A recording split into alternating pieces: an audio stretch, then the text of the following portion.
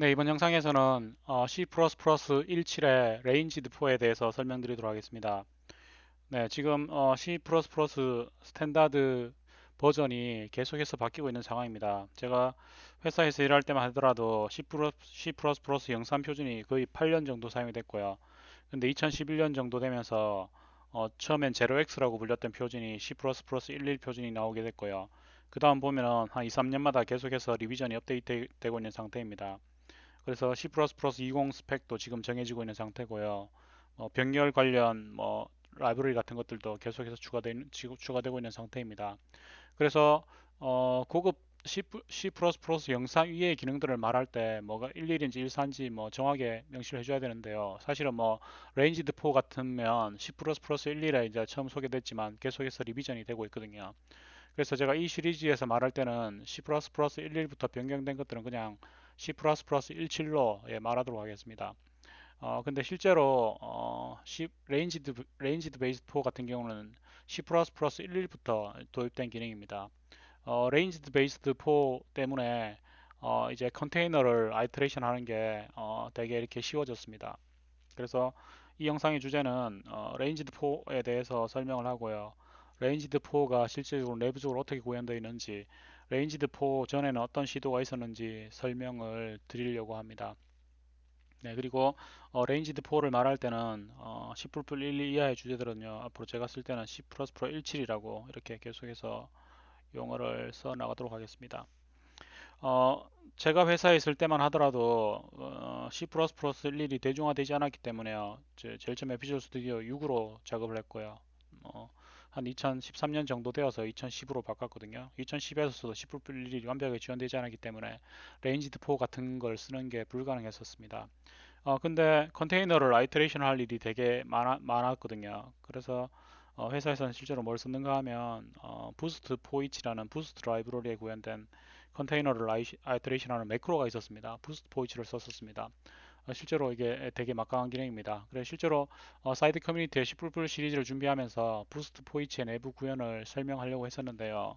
뭐 설명할 것이 되게 많았는데 지금 C++17이 나온 상황이기 때문에 좀 더 간단하게요. 부스트 타입 오브는 쓰지 않고 디클레어 타입을 쓰면 타입 오브 대신에 쓸 수 있기 때문에 약간 더 구현이 간단해졌거든요.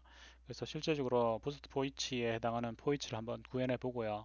그 다음에 레인지드 4를 이용을 해서 레인지드 4에서 동작하도록 사용자 정의 클래스를 왜 그렇게 준비해야 되는지 설명드리도록 하겠습니다. 먼저 부스트 포이치 문법을 보면 여전히 부스트 포이치를 어떤 회사에서는 쓰고 있을 겁니다. 네, 이런 게 가능했었습니다. 여러분 보시면 부스트 언더스코어 포이치, 부스트 라이브를 인클루드 해줘야 됩니다. 그러면은 컨테이너를 아이터레이션 하는 게 이렇게 가능했습니다. 첫 번째 문장을 적어주고요. 그다음에 콤마를 적어주고 컨테이너를 적어줬습니다. 그러면은 아이터레이션해서 얻는 각각의 값들이 ch에 담겨졌습니다. 그래서 실제로 이걸 실행을 해보면 HLLO가 출력이 되는 거죠. 그래서 레인지드 4 전에 부스트 포이치를 써서 많은 회사들이 이렇게 컨테이너를 아이터레이션하는 작업을 했었거든요. 근데 부스트 포이치 소스가 도대체 어떻게 구현될지 지금 여러분 이게 매크로에서 블록을 쓰려고 시도해 보신 분은 아시겠지만 매크로 밑에 이렇게 블록을 다는 게 거의 불가능합니다. 그래서 많은 사람들이 매크로를 두 개 정의한다든지 해서 썼었는데 이런 솔루션을 찾다가 처음에 저희들이 이제 부스트 언더스코어 포이치를 봤을 때 되게 놀랐습니다. 매크로 밑에 블록을 어떻게 정의를 했지? 그래서 이게 동작하도록 어떻게 했지? 이건 매크로거든요.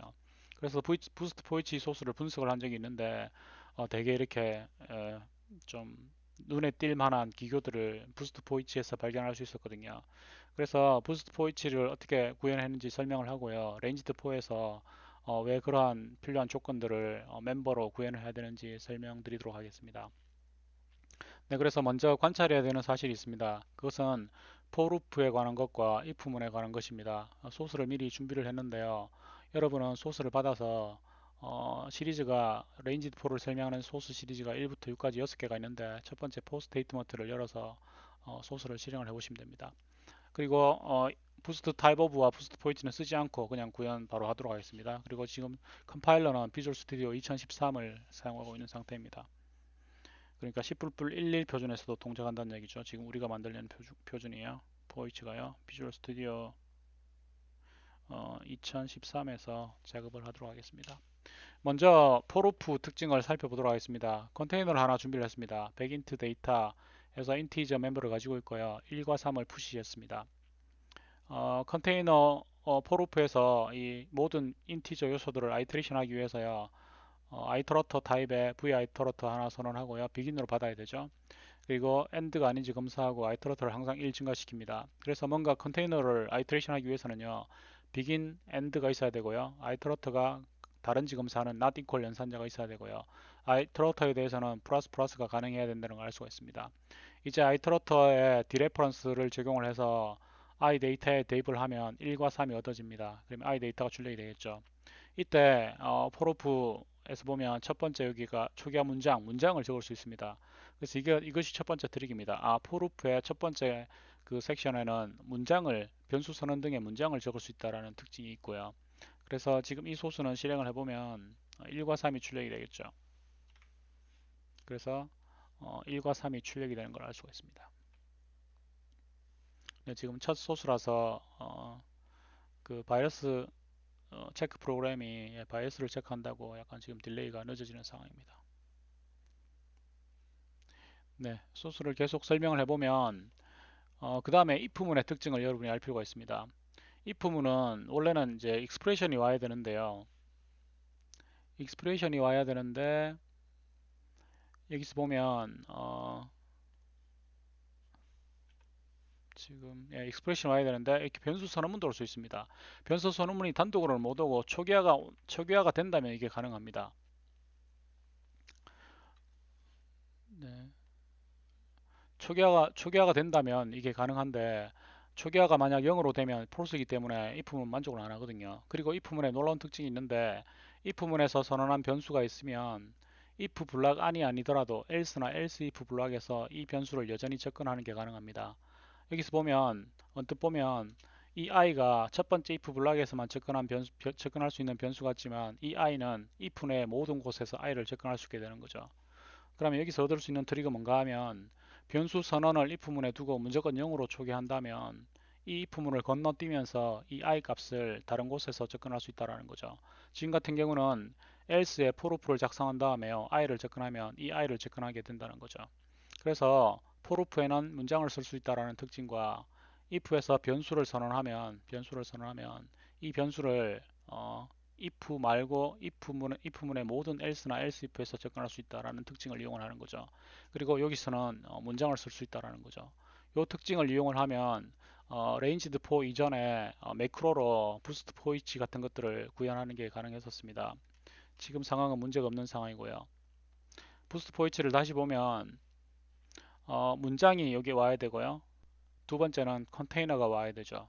자, 그래서 hello 값을 계속 꺼내면서 ch에 대입하는 것들을요. if문의 특징과 컨테이너 자리에 hello가 대치되도록 해주면 되겠죠. 컨테이너 이름이니까. 그래서 부스트 포이치를 작성이 가능했습니다. 그리고 매크로 함수이기 때문에 그대로 매크로 확장될 뿐인데 브레이스는 왜 가능한가 하면 여기서 여러분 보십시오. 지금 포루프에 브레이스를 적어줬는데 만약에 브레이스가 없다고 가정을 해보십시오. 만약에 이까지가 매크로로 정의된다면 여러분이 그 다음에 어떤 매크로 블록의 시작을 블록을 적어줍니다. 그리고 블록의 끝을 적어주는 거죠. 그러면은 요까지가 매크로 정의가 되는 거고요. 브레이스를 그 밑에 이렇게 적어주고요. 문장을 브레이스 안에 적어주는 게 가능해지는 거죠. 이것이 부스트 포이치를 구현한 부분의 핵심입니다. 지금 이 문장은 이상 없이 컴파일 되고 있는 걸 알 수가 있습니다. 자, 그래서 이것을 어떻게 준비를 할 수 있는가 하면요. 포이치의 두 번째 거를 한번 열어보십시오. 두 번째 걸 열어서 여러분 소스를 복사를 해서 실행을 해보도록 하겠습니다. 네, 네, 여기서 보면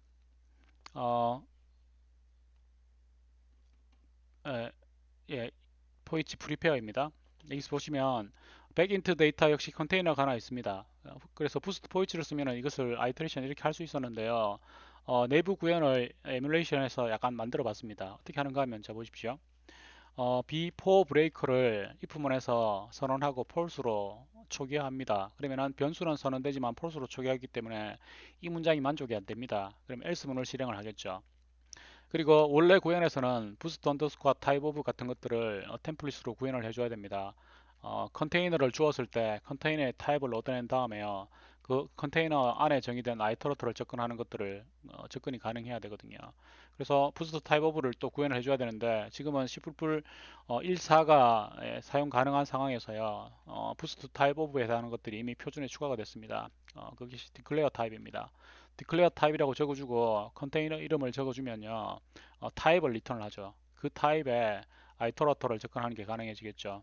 네, 그래서 임의의 데이터 컨테이너 타입에 대해서 아이터러터, 내부 타입 아이터러터를 접근하는 게 가능해집니다.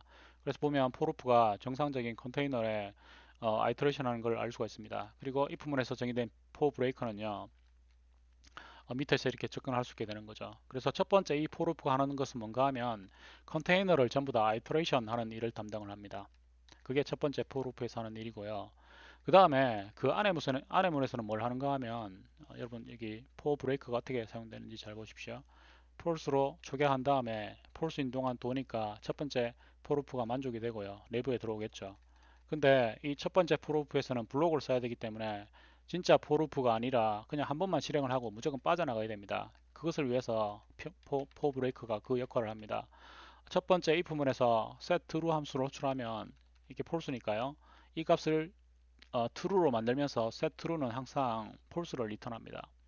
set true는 보면 값을 true로 만들면서 항상 false를 리턴하는 거죠. 그러면 함수가 호출되고 이 값은 false로 바뀌면서 이 값이 set true가 false를 리턴하니까 이 부분이 만족이 안 되니까 또 포문에 들어오겠죠. 그래서 두 번째 for loop는 실제로 컨테이너에서 가져온 아이터러터를 접근하는 일을 여기 써줄 수 있는 거죠. 그리고 검사하기를 for breaker가 true인지 검사를 합니다. 근데 여기서 true로 바뀌었죠. 그래서 이 문장이 만족이 됩니다. 그러면 아이터러터가 가리키는 값들을요, iData에 대입하는 게 가능해지는 거죠. 그리고 for break를 즉시 false로 만들어 버립니다. 그러면 이 문장은 한 번밖에 실행이 되지 않습니다. 그래서 밑에 있는 두 번째 for loop가 한 번만 실행되도록 하기 위해서요, 이 for break가 그 역할을 하는 거죠. 자, 여기서 여러분 힌트를 얻는 것은요, for break가 변수가 자동으로 생성이 되도록 한 다음에요, 여러분이 컨테이너에서 얻고자 하는 데이터 값들을 for loop 여기 위치에 적어줍니다.